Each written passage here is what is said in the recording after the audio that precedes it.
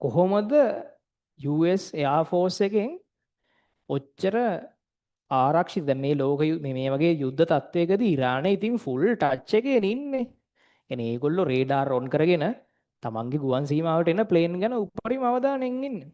ඒතර කොහොමද එහෙම ඇවිල්ලා ගහලා යන්නේ? ඔක්කොම බලාගෙන ඉන්නකොට රේඩාර් ඔක්කොම අහුවෙනවානේ. මොකද නිකන් අපිට පේනවා ගෙනෙමින් රේඩාර් වලින් රේඩාර් කියන්නේ සරල උපක්‍රමයක් තියෙන රේඩාර් එකක් කියන්නේ. රේඩාර් එකක් කියන්නේ මෙච්චරයි. රේඩාර් එකෙන් ප්ලේන් එකක් ඩිටෙක්ට් කරගන්නේ මෙහෙම. දැන් මේක නම් රේඩාර් එක මෙතනින් නිකුත් කරනවා. දැන් මෙහෙම ප්ලේන් එකක් එනවා නම් මෙතනින් නිකුත් කරනවා මෙහෙම විද්‍යුත් චුම්බක තරංගයක්. ඒ විද්‍යුත් චුම්බක තරංගෙ ගිහිල්ලා වැදිලා ආපහු මෙයාට එනවා. මේ ප්ලේන් එකෙන් මේක වැදිලා පරාවර්තන වෙනවනේ. වැදිලා ආපහු මෙයාට එනවා. මෙයා තරංගේ ගිහිල්ලා එන්න ගත වෙච්ච කාලෙම ඉනවා. කාලය දන්නවනම් තරංගේ වේගය දන්නවනම් මෙයාට හොයාගන්න පුළුවන් මෙයාගේ ඉඳන් කොච්චර දුරකින්ද මේ බාධකයේ තියෙන්නේ කියලා. ඒතර එහෙනම් ප්ලේන් එකක් නැත්තම් මේ යවපේ වායිත් වෙන්නේ නැහැ. ඒතර ප්ලේන් එකක් නැත්තම් යවපේ වායිත් වෙන්නේ නැහැ. ඒතකොට බාධකයක් ඔන්න නැහැ.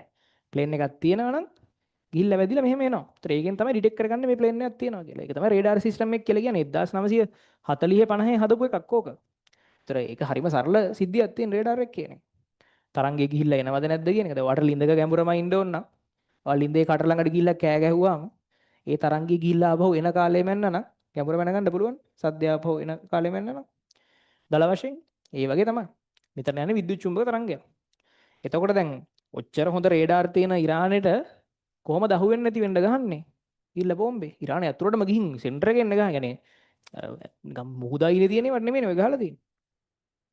රට මැද්දට ගිහින් ගුවන් සීමා මැද්දට ගිහින් ගහලා තියෙන්නේ. කොහොමද ඒව හොයන්න තියෙන්නේ?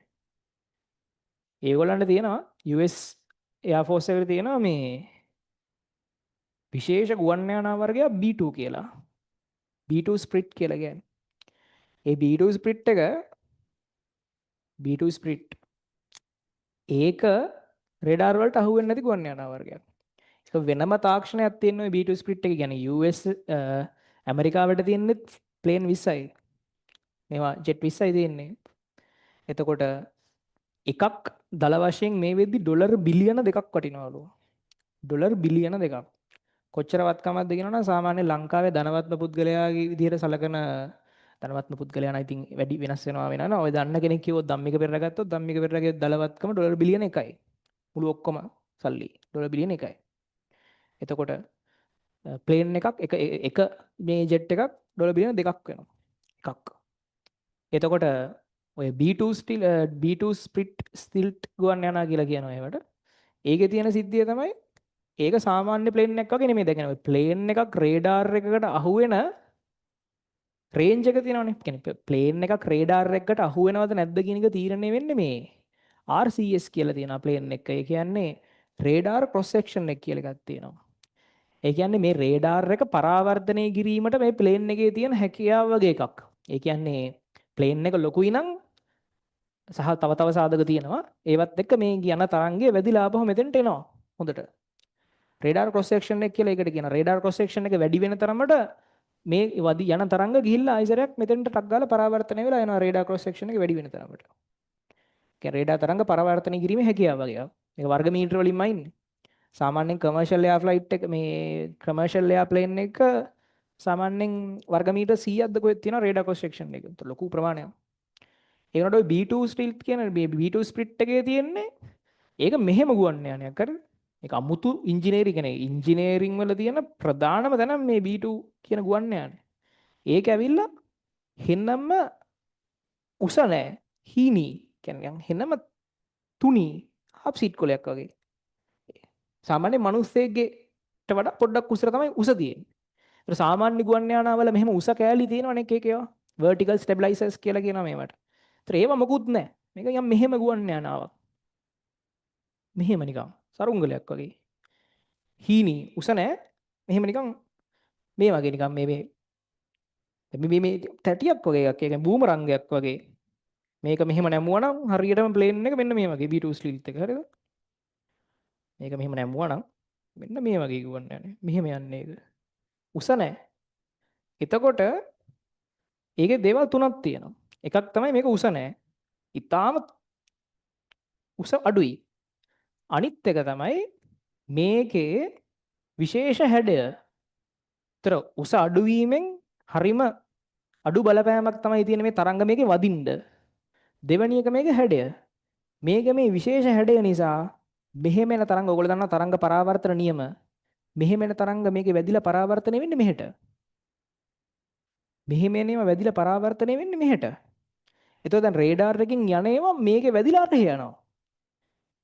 පුළුවන් තරම් මේ රේඩාර් එකෙන් වදිනේම මේකේ වැදිලා අරහෙට මෙහෙට පරාවර්තනය වෙන විදිහ තමයි මේක මේ හැම අඟලක්ම ඩිසයින් කරද්දි මේකේ ෂේප් එක හදලා තියෙන්නේ මැෂින් ප්‍රෝග්‍රෑම් එකක් සිමියුලේට් කරලාලු ඒ කියන්නේ මැතමැටික්ස් මොඩල් එකකින්ලු මේක හදලා තියෙන්නේ. මේ හැඩය අර කොහෙන් වැදුනත් තරංගය කෙලින් මේ වැදිච්ච පැති වලට නැතුව වෙන පැත්තකට පරාවර්තනය වෙන්නේ. වදිනේම අනිත් පැති වලට පරාවර්තනය වෙන්නේ. ඊළඟට පුළුවන් තරම් රවුන්ඩ් ෂේප් තියෙන්නේ. නිකන් මෙහෙම තියුණු තැන් නැහැ. මෙහෙම ඒවා නෑ රවුන්ඩ් ෂේප් තියෙන්නේ මෙහෙම ඒවා. ඒත් වදිනව අරහෙට මෙහෙට රේඩාර් තරංග අරහෙට මෙහෙට ලිස්සනවා. එහෙට මෙහෙට යනවා. එතකොට මෙහෙම එකකින් ගහන එකක් මෙහෙම වැදිලා ආයි මෙහෙම එන්නේ නෑ. වෙන කොහේ හරි මෙහෙ යනවා අරහෙ යනවා හොම යනවා. ඊට පස්සේ මේ ප්‍රධාන දේවල් තුනක් තියෙනවා. එකක් තමයි මේකේ තියෙන විශේෂ හැඩය. දෙවෙනි එක තමයි මෙයාට මේ තරංග පරාවර්තනය කිරීමට තියෙන මේ හැකියාව. සහ ප්‍රධාන තව දෙයක් තියෙනවා මේකේ ගාලා තියෙන පේන්ට් එක. මේකේ ගාලා තියෙන විශේෂ කෝටින් එකක් තියෙනවා. ඒ කෝටින් එකෙන් විද්‍යුත් චුම්බක තරංගවල ශක්තිය උරා ගන්නවා. අමුතුම පේන්ට් එකක්. ඩොලර් මිලියන ගාණක පේන්ට් එකක්. විද්‍යුත් චුම්බක තරංගවල ශක්තිය උරා ගන්නවා. උරාගෙන තාපේ බවට පත් කරලා ඒ ටික අයින් කරලා දානවා. එතකොට මේ ප්ලේන් එකට විද්‍යුත් චුම්බක තරංග ගැහුවට මේවා පරාවර්තනය වෙලා ආයි රේඩාර් එකට යන්නේ නැහැ. මේ ප්ලේන් එක RCS එක දැන් කමර්ෂල් ප්ලේන් එක RCS එක 100ක් විතර වෙනවනේ. අසන්නව මේකේ 0.0.0.1 විතර තමයි ඊටත් වැඩි. ඊටත් 0.0.0.1ක්ද කොහෙද? ඔන්නෝම ගානක් තමයි මේකේ RCS එක. ඒ කියන්නේ රේඩාර් එකට මේක ඩිටෙක්ට් වුණත් වෙන්නේ මැස්සෙක් කියලා. ඒ කියන්නේ මැස්සෙක්ගෙන් පරාවර්තනය කරන ප්‍රමාණයක් තමයි මේක පරාවර්තනය කරන්නේ. පොඩි මැස්සෙක්, පොඩි කුරුල්ලෙක් කියලා වගේ තමයි මේක පරාවර්තනය කරන්නේ. ඒතොර රේඩාර් එකෙන් දැන් රේඩාර් එකට ඕන තරම් කුරුල්ලෝ එහෙම අහුවෙනවනේ. ඒතොර ඒගොල්ලෝ මේ ප්ලේන් එකක් හිතන්නේ නැහැ, සැක හිතන්නේ නැහැ ප්ලේන් එකක් කියලා. කුරුල්ලෙක් වගේ පෙන්වන්නේ මේක රේඩාර් එකේ. දැක්කත් දකින්නේ කුරුල්ලෙක් වගේ. B2 මේ ස්පිරිට් එක. එතකොට මේක ඉංජිනේරින්ග් වල තියෙන සංදිස්ථානයක් කියන එක. හැඩය, උස අඩු ගතිය, ඊට පස්සේ මොකද්ද මේ පේන්ට් එක ඔය ඔක්කොම. ඒතර රේඩාර් වල ඩිටෙක්ට් කරගන්න බෑ. ඊට පස්සේ ඔය රේඩාර් වලට අමතරව තව සාමාන්‍ය විද්‍යුත් චුම්බක තරංග රේඩාර් වලට අමතරව තව රේඩාර් જાති තියෙනවා. දැන් ඔය මෙහෙම B2 ස්ටිල්ත් කියලා එකක් හැදුවට පස්සේ ලෝකේ බය වෙනවනේ. එකපාරට ඇවිල්ලා ගහලා ගියොත් දන්නේ නැහැ රේඩාර් වලට හොයන්නත් බෑනේ.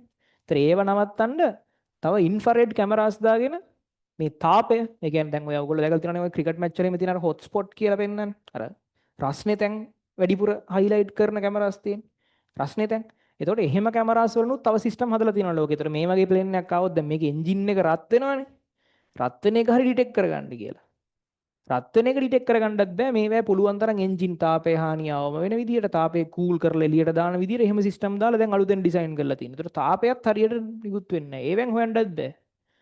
අනිත් අතට මේකේ සාමාන්‍ය ෆ්ලයිට් එක එන්ජින් තියෙන එළියනේ. මේවා එන්ජින් පවා මේක ඇතුලේ තියෙන. එන්ජින් තියෙන්නේ ෆියුස්ලාජ් එක ඇතුලේ. ඒ කියන්නේ මේ ප්ලේන් එක ඇතුලේ තියෙන එන්ජින් එක. එළියෙන් මෙහෙම හුලං අරගෙන එළියට යවනවා විතරයි. එන්ජින් එකක්වත් එළියට පේන්නේ නැහැ. එළියට එන්ජින් එකක්වත් ඒ රොටර් බ්ලේඩ් එකක්වත් පේන්නේ නැහැ. අමුතුම ඩිසයින් එකක් හැම අංගලම්ම ඩිසයින් කරලා තියෙන්නේ ස්ටීල්ත් කියන ටෙක්නොලොජි එකට. ඒ කියන්නේ හැංගිලා ගහන්න පුළුවන් විදියට. ඒ කියන්නේ රේඩාර් මොකුත් දන්නේ නැහැ. එහෙම වුණා. එකපාරට ආවා ගැහුවා ගියා ආයි යනකනුත් දන්නේ නැහැ. මොන රේඩාර් සිස්ටම් තිබ්බත් මේක හොයන්න අමාරුයි. එතකොට ඔය කතන්දරේ හින්දා මේ B2 එක ඇමරිකාව ළඟ තියෙනවා කියපු හින්දා ඉරානයෙන් මීට ටික කාලයකට කලින් මේ නිවේදනයක් නිකුත් කරා ඒගොල්ලෝ B2 එකක් දැක්කා කියලා රේඩාර් එකකින්. රේඩාර් එකකින් B2 එකක් ඒගොල්ලෝ අල්ලගත්තා කියලා. මොකද ඒතර ඇමරිකාව චුට්ටක් බය වෙනවනේ. ඒගොල්ලන්ගේ මොකක් හරි අමුතු රේඩාර් සිස්ටම් එකක් තියෙනවා B2 එකක් අල්ලගන්න පුළුවන් වුණා කියලා රේඩාර් එකට. ඒ වුණාට එහෙම ලේසි නෑ B2 එකක් අල්ලන්න රේඩාර් එකකට. රේඩාර් එකකින් අල්ලගත්තත් මේකේ වේගය මැක් 1යි. මැක් 0.955යි. මැක් 1කට කිට්ටුයි. මැක් එකක් කියන්නේ මොකද්ද? වාතයේ ධ්වනි ප්‍රවේගයට සමාන ධ්වනි වගේ ප්‍රවේගයකින් මේක යනවා. ඒතර මේක ඒගොල්ලෝ අරවා මේවා සෙල්ලම් දාලා ඩිටෙක්ට් කරගත්තත් ඒගොල්ලන්ගේ මිසයිල් ටාගට් කරලා ඒකට ගහද්දි මෙයා ගහලා ගිහින් ඉවරයි. එතකොට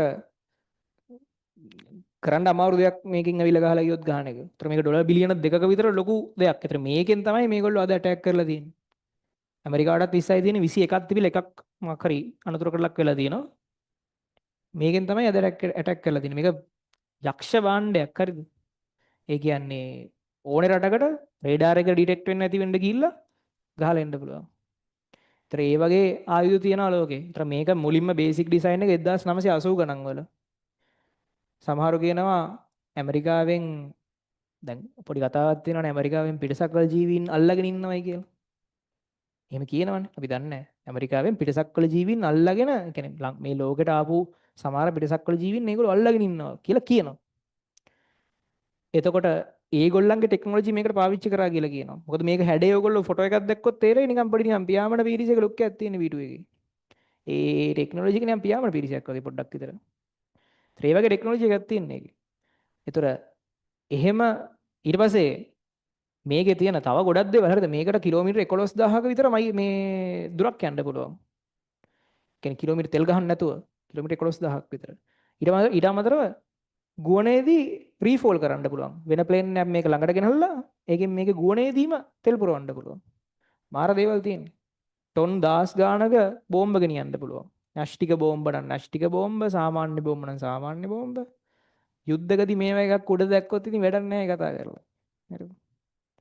ඒ නිසා මේ ප්‍රබල ගුවන් යානයක්.